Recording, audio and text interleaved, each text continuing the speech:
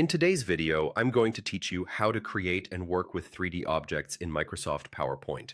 If you want your slides to look more dynamic and immersive, 3D elements can add depth, realism, and instant visual appeal that captures attention right away. Start by opening Microsoft PowerPoint on your computer. You can begin with a fresh presentation or open an existing deck where you want to add 3D content. Pick the slide that makes the most sense for your model, ideally one with a clean layout so the 3D object has room to breathe. It's also a good habit to save your file before you begin, especially if you're working with multiple media elements. Next, go to the Insert tab on the ribbon at the top, look for 3D models and click it. Depending on your version of PowerPoint, you may see a few choices. Select Stock 3D Models to open the built-in library that Microsoft provides. A window will appear with organized categories like people, animals, icons, and shapes. You can browse by category or use the search bar to quickly find specific items like a cube, pyramid, or globe, whatever best supports your message.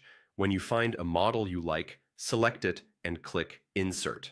Give it a moment to load. 3D content can be a bit larger than standard images. Your model will appear on the slide, ready to adjust.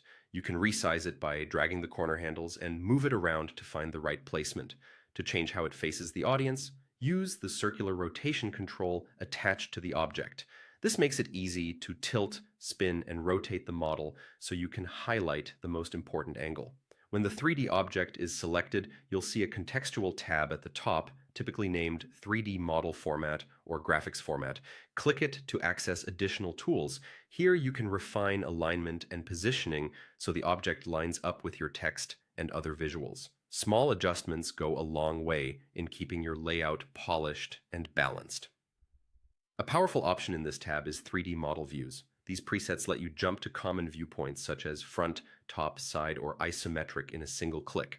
Using consistent preset views across multiple slides makes your presentation easier to follow and visually cohesive, especially if you're comparing different models or showing a sequence.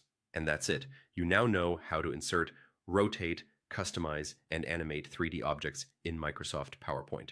With a bit of practice, you can transform simple slides into impressive professional visuals. If this tutorial helped, remember to like the video, subscribe, and tap the bell so you don't miss future PowerPoint tips.